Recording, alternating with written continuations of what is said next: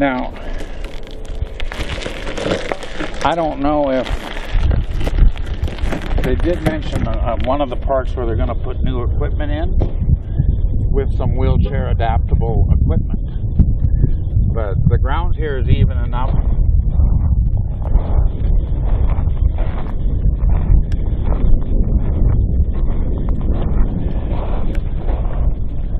Making it down to the picnic table is pretty straightforward.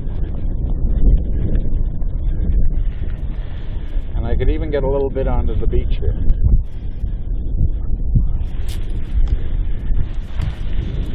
This beach is often used by more families than the other beach. And which would make this beach more... I didn't ask them numbers, but I think that's something they hopefully would look at.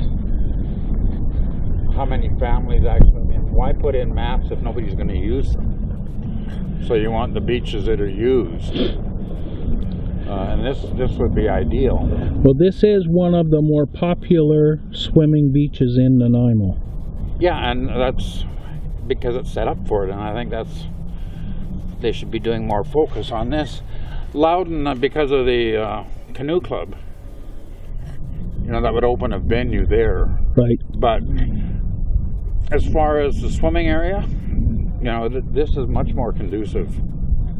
Now, this floating platform is similar in design as the last one.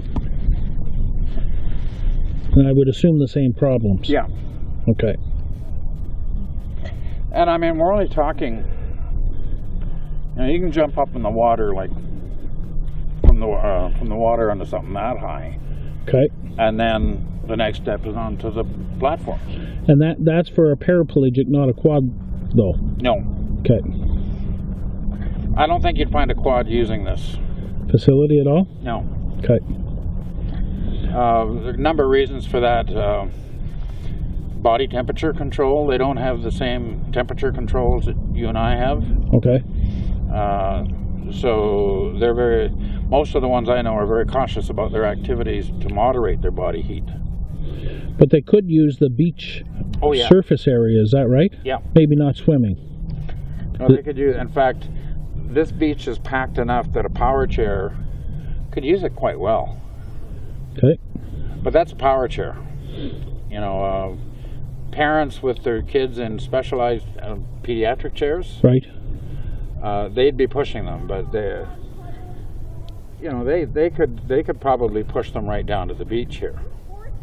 You don't think a mat here would be advantageous? It would be advantageous. Would it end swimming? No. Okay. It's just one less barrier if the mat was here. And here you're talking about, and what I've suggested as well is a mat that goes down to the water, but there's two, like a T-shaped one. Right. So that, because you can't park 5 wheelchairs at the end of the mat. Right. So having something out. The only drawback to something like this is how the sand gets into the ball bearings on a wheelchair. And the mat would the mat reduce that? Yes. Okay. And that's what my friends in Vancouver are telling me, that's what that's done. So power chairs, a little different because they're structured, they're built differently. But for a manual chair, especially kids, like I say again, we're talking about families. So they're not going to be here alone, but at the same time, you don't want to be focused down on the water with your child that's in the wheelchair while your 2 younger kids are playing at the park. So it's finding that balance. And parents, they need to be able to figure some of that out themselves. That sounds reasonable. But a mat here would be perfect because they could park the wheelchairs out of the way with the... In the T format. Yeah. Okay.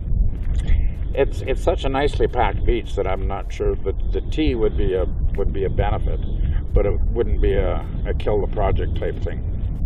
Just a mat straight down to the... Even by the log. Kid wanted to sit by a log like a lot of kids do. Mm-hmm. That would give them that option. You mean like the lady here? Yeah. Okay.